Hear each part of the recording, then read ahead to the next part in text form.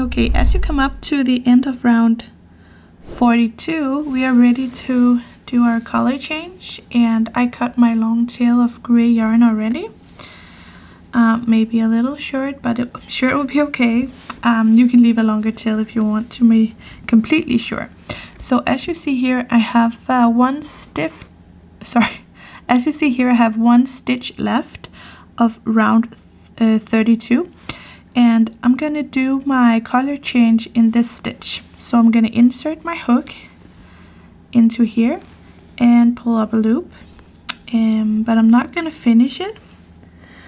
Here I'm gonna keep it tight, but then drop this tail, and instead I'm gonna take my white yarn, the new color yarn for your head, do a little,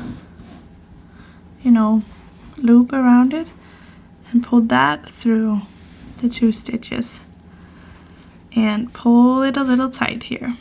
So now you have a new working yarn, which is the long white one here, and you have 2 tails, small tails, right?